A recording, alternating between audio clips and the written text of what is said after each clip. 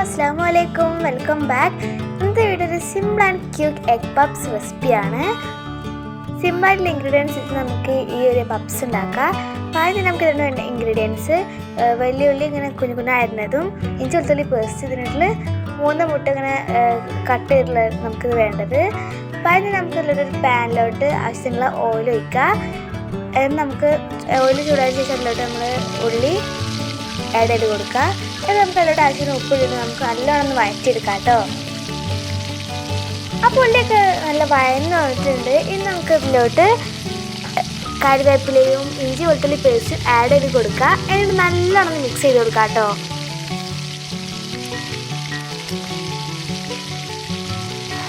അങ്ങനെ നല്ലോണം മിക്സ് ചെയ്തിട്ട് നമ്മുടെ ഇഞ്ചി വെളുത്തുള്ളി പേസ്റ്റൊക്കെ ഒന്ന് വഴന്ന് റെഡി ആയിട്ടുണ്ട്. ഇനി ഇതിലോട്ട് ആവശ്യത്തിനുള്ള മല്ലിപ്പൊടിയും മഞ്ഞൾപ്പൊടിയും മുളക് പൊടി ഒക്കെ ആഡ് ചെയ്ത് കൊടുക്കുക. ഇനി നല്ല ടേസ്റ്റിന് വേണ്ടിയുള്ള ഗരം മസാല കൂടി ആഡ് ചെയ്ത് കൊടുക്കുക കേട്ടോ. എന്നിട്ട് നല്ലോണം മിക്സ് ചെയ്ത് കൊടുക്കുക. എല്ലാ ഭാഗത്തേക്കും നല്ലോണം മിക്സ് ചെയ്ത് കൊടുക്കുക. ഇനി നമുക്ക് പപ്സ് റെഡിയാക്കാം. ഈ പപ്സ് നമ്മൾ ഈസി ആയിട്ട് സമൂസ ഷീറ്റ് കൊണ്ടാണ് ഉണ്ടാക്കുന്നത്. അതാകുമ്പോൾ നമുക്ക് മൈദ കുഴച്ച് ഉണ്ടാക്കാം, നമ്മൾ സിമ്പിളായിട്ട് ഉണ്ടാക്കാം. അപ്പോൾ അതുകൊണ്ട് നമ്മൾ ഈ ഒരു സമൂസ ഷീറ്റ് 2 എടുത്ത് നമുക്ക് ക്രോസ് രൂപത്തിലൊന്ന് വെക്കാം. എന്നാൽ അതിലോട്ട് മസാല ആഡ് ചെയ്ത് കൊടുത്തിട്ട് അതിലോട്ട് മുട്ട വെക്കുക. ആദ്യം ഒരു സൈഡ് ഇങ്ങനെ മറിച്ച് വെച്ചിട്ട് അതിലോട്ട് മൈദ ആക്കിയതിന് ശേഷം മറ്റേ ഭാഗം ഇങ്ങോട്ടൊന്നാക്കി ഒട്ടിച്ച് കൊടുക്കുക. ഇതിൻ്റെ പശ ഉണ്ടാക്കാൻ എല്ലാവർക്കും അറിയുന്നുണ്ടാവില്ലേ. പച്ചവെള്ളത്തിൽ കുറച്ച് മൈദ അതിന് ശേഷം നല്ല മിക്സ് ചെയ്താൽ മതി, അപ്പോൾ പശ റെഡിയാവും.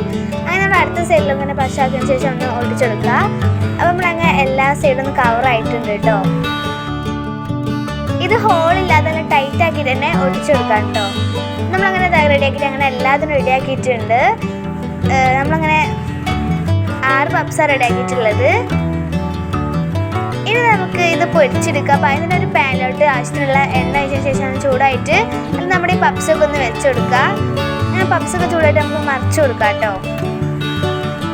അത് നമുക്ക് റെഡി ആയിട്ടുണ്ട്. ഇനി നമുക്ക് വേറൊരു പാത്രത്തിലോട്ട് സേവ് ചെയ്ത് കൊടുക്കാം. അങ്ങനെ നമ്മുടെ പപ്സ് റെഡി ആയിട്ടുണ്ട്. സിമ്പിൾ ആൻഡ് ക്യൂക്കായിട്ടുള്ള സിമ്പിളായിട്ട് ഉണ്ടാക്കാൻ പറ്റുന്ന ഒരു പപ്സാണ്. അപ്പോൾ എല്ലാവരും ട്രൈ ചെയ്ത് നോക്കുക. കുട്ടികൾക്ക് വളരെ അധികം ഇഷ്ടപ്പെടും, കാരണം പപ്സാണെന്ന് പറഞ്ഞപ്പോൾ എല്ലാവരും കഴിക്കും. അപ്പോൾ ഇത്രയും നമ്മളിവിടെ എല്ലാവർക്കും ഇഷ്ടപ്പെടും. എല്ലാവർക്കും ഇഷ്ടപ്പെട്ടാൽ ലൈക്കും ഷെയറും സബ്സ്ക്രൈബൊക്കെ ചെയ്യാം. അപ്പോൾ ഓക്കെ, ബൈ.